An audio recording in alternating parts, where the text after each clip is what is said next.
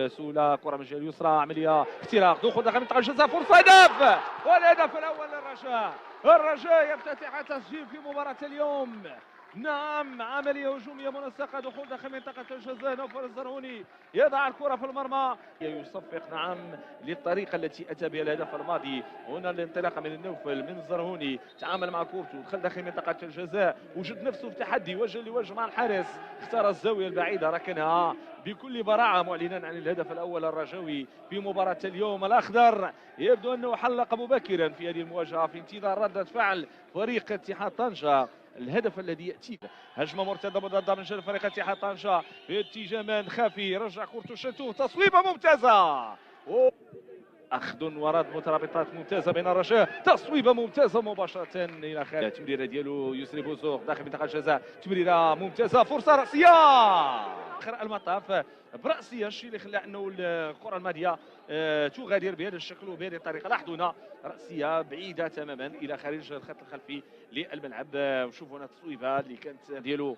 ينطلق يختار كره في اتجاه دم نفاتي، دم نفاتي عمليه هجوميه، تمريره خارج قدم ممتاز، يرجع كره ديالو للخلف، نوفل تصويبات بالموحد، ايضا تصويبات، وهذه واحده من خلال تصويبه خارج منطقه الجزاء. في بناء العمليه الهجوميه الرجاويه، كره اماميه، فرصه داخل منطقه العمليات، فرصه وسقوط، ماذا يقول الحكم؟ ضربة جزاء للرجاء، لن يكون المصوب لهذه الكرة. لاحظوا هنا العملية الهجومية، تمريرة بهذا الشكل بهذه الطريقة، هذا من الفاتي على مستوى التمرير، التحضير، ثم بعد ذلك تأتي هنا العملية التي سقط فيها في المحط. تأتي يسري، يتقدم بوزوق، يضع الكرة في المرمى. هدفين مقابل لا شيء، هدفين مقابل لا شيء، سيناريو مباراة مستمر قواعده، او لنقل التي يستقبل فيها. الوقت اللي نشوفوا هنا الطريقه اللي جاب من خلال الهدف، يسري بوزوق يضع الكره في المرمى، معلنا عن الهدف الثاني. الحارس في جهه والكره في جهه، تفنن في وضع الكره بهذا الشكل يسري بوزوق، معلنا عن ثاني اهداف فريق الرجاء الرياضي. قلت الرجاء كمستقبل فاز في حتى هذه اللحظه. كرة في الزاوية تنفذ داخل منطقة الجزاء، رأسية ممتازة، والحارس شوف هذه العملية الهجومية لهذا من الفاتي، تمريرة جانبية، بوزوق، دخول داخل منطقة الجزاء، صويبة، جول ممتاز، لعبها بطريقة رائعة، لاعب فنان، جماهير منتعشة، الجماهير سعيدة، والانطلاقة اي انطلاقه، هذه انطلاقه رائعه جدا لجماهير الرجاء وللاعبين الرجاء ولفرحه الرجاويين اليوم صراحه. هدف ثالث بالروعه، هدف ثالث بالمقاس يا ناس، لعب في الزاويه البعيده، معلنا عن ثالث الاهداف للرجاء. الرجاء الذي يبدع اليوم في هذه الجوله الاولى، الرجاء الذي يسير بهذا الشكل وبهذه الطريقه ليؤكد نفسه حضوره اليوم على انه قادر على تحقيق نتيجه ايجابيه بشكل كبير على اللاعب. كرة من يسري بوزوق في اتجاه صابر بوغرين، اختراق، دخول، تصويبة ممتازة، والحارس اللي يتمكن من ايقاف هذه الكرة. شوف الاعادة، طريقة المراوغة، الدخول داخل منطقة الجزاء والتصويبة بهذا الشكل بهذا الاسلوب. صابر بوغرين والبحث عن مقابل لا شيء، كرة تلف داخل منطقة الجزاء، فرصة العرض البطيء لتغادر الى خارج الخط الخلفي للملعب. لاحظوا كيف لعبت، خروج خاطئ تماما لإجادة من نفاتي، تصويبه ممتازه، والحارس في المكان المناسب.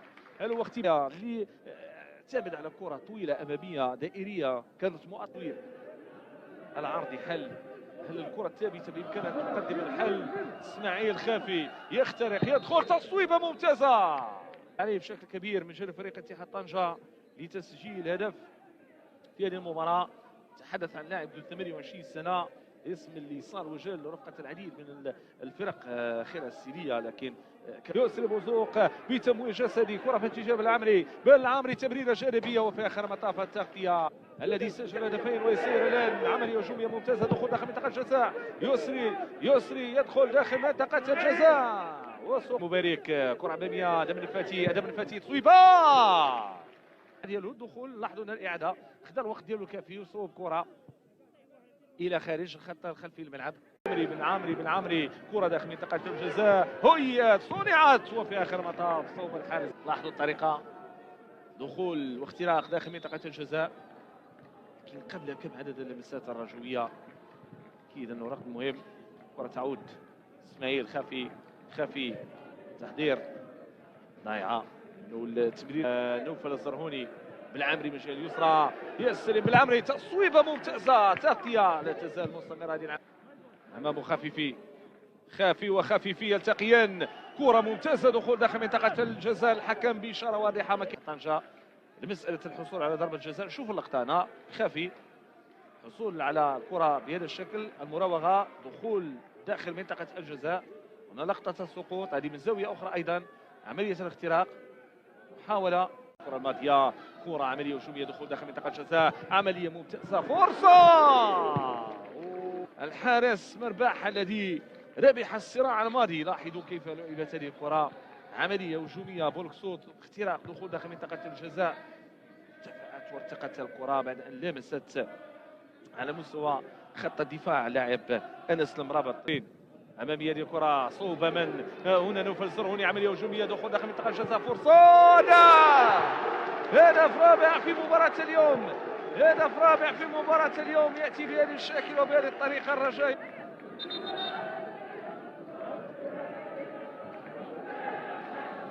مشوار مستمر.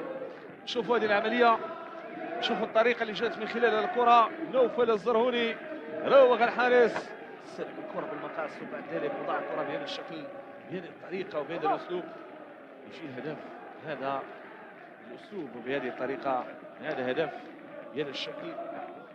نعم، رابع الأهداف. عامري ممتازة، فرصة، غلة تهديفية كبيرة في مباراة اليوم. لأن كان هنالك تسلل، سنتابع. شوفوا هذه اللقطة اللي جات بهذا الشكل داخل منطقة الجزاء، يسري بوزوق. إذن الحكم يقر بمشروعية الهدف، 5 أهداف مقابل شيء. هاتريك لهذا اللاعب. لاحظوا هنا بناء العملية الهجومية بهذا الشكل. شوفوا هنا اللقطة، تمريرة يسري بوزوق، يسجل 3 أهداف ديالو في هذه المباراة وخامس الأهداف في هذه المقابلة. دقيقة 13 دقيقة وتشاهد هذه الحصة. كرة ممتازة رأسية، فرصة، محاولة. شوفوا هنا اللقطة، شوفوا الإعادة لإنزال بهذا الشكل الرأسية. إسماعيل خافي أضاع قابل لأن يقدم أهداف أخرى. كرة ممتازة، نوفل يضع الهدف والهدف السادس في مباراة اليوم. الرجاء يقسو على اتحاد طنجة، يقسو على فريق اتحاد طنجة في مباراة اليوم. سادسا بنوفل الزرهوني اللي سجل الهدف الأول في الدقيقة الثالثة، والثاني في الدقيقة 63، والثالث في الدقيقة 72. مشوار الرجاء الذي امتد لأن يصل إلى شباك حارس مرمى اتحاد طنجة مرباح حكاية، ويأتي الهدف السادس. هذه مباراة لوحده يبحث عن المساندة، يختار تصويبة أمامية. هذو كاميرا يستعد للدخول. شوف تصويبة من مروان زيلا، خذ وقته، صور كعصي، تمرير جانبية الجانب اليسرى، انطلاقا من جانب مروان زيلا، يحافظ على الكرة ديالو، دخول داخل منطقة الجزاء، بحث عن المرور أو التمرير، اختراق داخل منطقة الجزاء، محاولة رشوية، إمكانية إضافة هدف سابع، لكن هنالك تغطية من جانب هجمة من جديد لاتحاد طنجة. خافي نزل كرة، محاولة غبرة، خافي تصويب، هدف.